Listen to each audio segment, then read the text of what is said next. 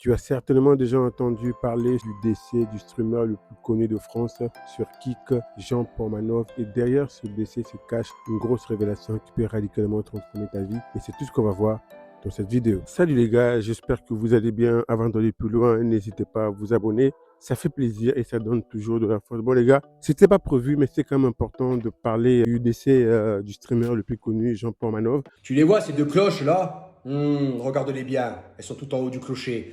Ben, ces deux cloches, ils ont tué un de leurs potes en plein live sur l'application Kik.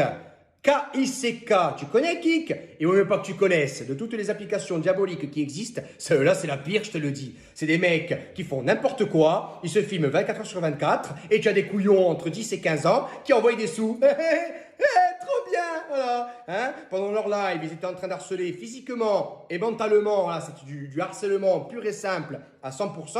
Ils harcelaient un type qui s'appelait JP, Jean Pormanov, c'est lui, et il est mort. En plein live en plus. Et vous savez les gars, comme je dis souvent dans mes vidéos, l'être humain est l'espèce la plus dangereuse qui puisse exister sur Terre. Par rapport au décès de cet streamer, il s'est passé des atrocités. Apparemment, il se faisait humilier régulièrement en live.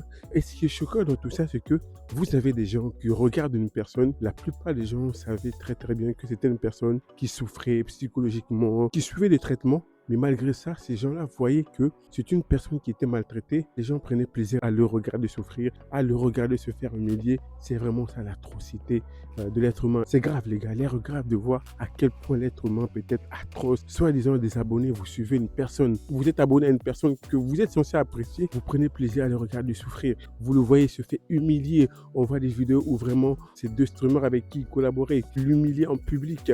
Bref les gars, c'est vraiment l'atrocité de l'être humain.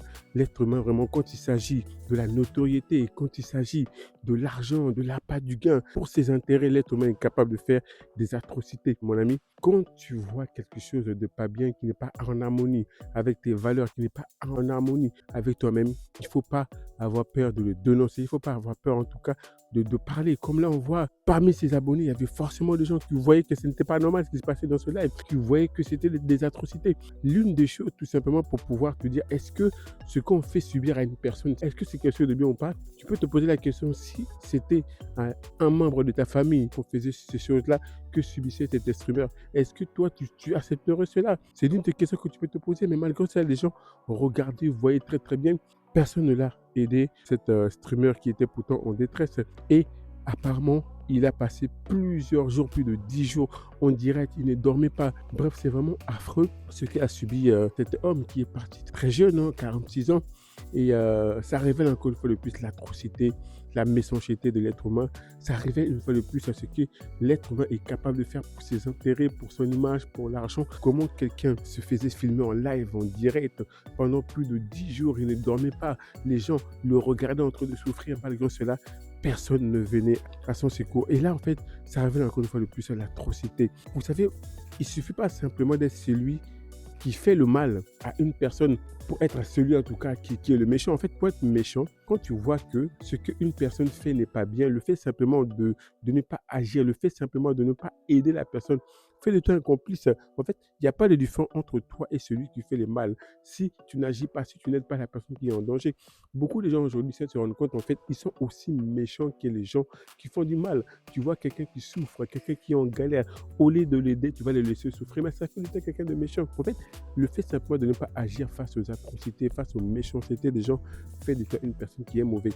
En fait, le message que je veux aussi te faire passer à travers cette vidéo, mon ami, dans la vie, en fait, il ne faut pas hésiter d'appliquer la réciprocité.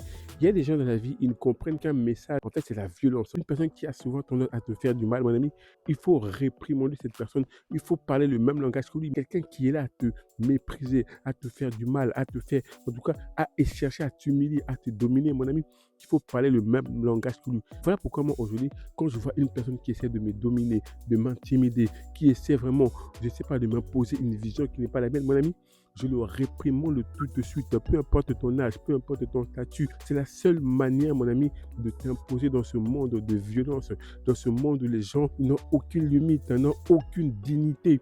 Les gens sont prêts à tout pour leurs intérêts, pour l'image de soi, mon ami. L'être humain, quand tu vois qu'il a la possibilité de t'écraser, de te dominer, mon ami, il va le faire. Voilà pourquoi il est très important de parler toujours le même langage. Bref, les gars, dites-moi qu'est-ce que vous pensez du décès de cet homme qui est parti très très jeune. Dieu du monde en live en 2025. Je ne peux pas m'imaginer que quelqu'un pouvait subir des atrocités, des humiliations sans qu'aucune personne n'intervienne.